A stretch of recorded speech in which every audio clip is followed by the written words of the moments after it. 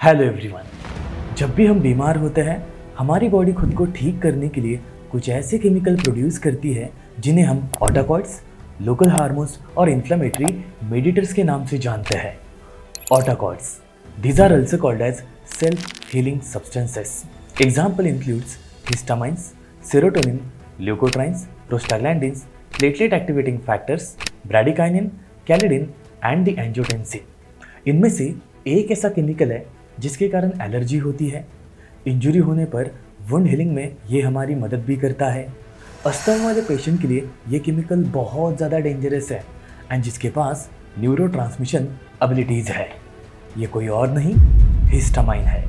आज की इस वीडियो में हम बात करने वाले हैं हिस्टामाइन के बारे में।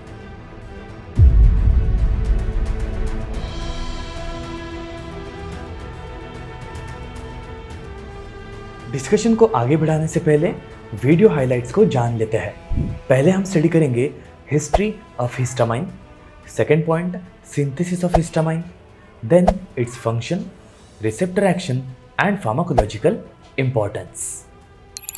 Point number 1, history of histamine. Histamine इस वर्ड का मतलब जान लेते हैं। हिस्टामाइन वर्ड अगर दो हिस्सों में टूट जाता है तो इससे पहला वर्ड बनता है हिस्टोस, दूसरा वर्ड बनता है amine.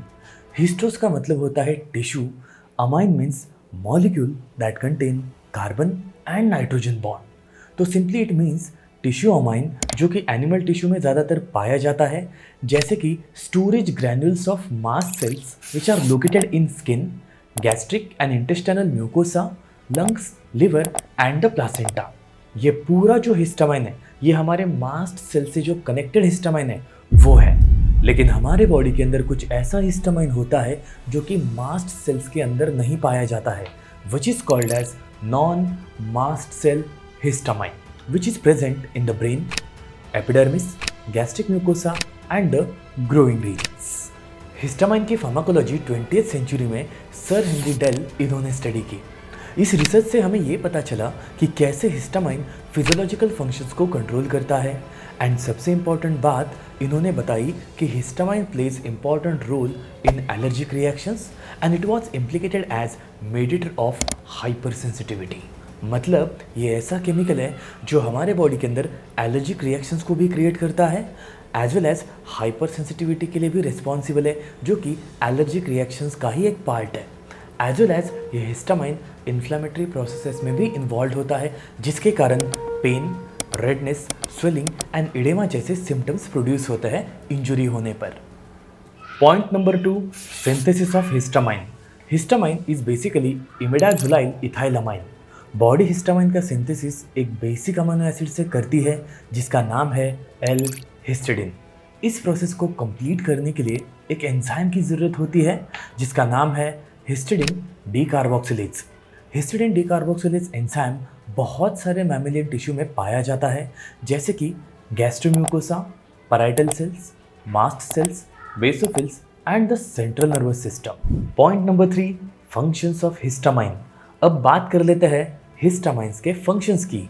Histamine play important role in human physiology including regulation of cardiovascular system, smooth muscles, exocrine glands, immune system, central nervous system, embryonic development, proliferation and differentiation of the cells, hematopoiesis, inflammation and the wound healing process. Point number 4, receptor action. अब सवाल ये आता है, histamine अकेले इतने सारे functions को कैसे कंट्रोल कर सकता है?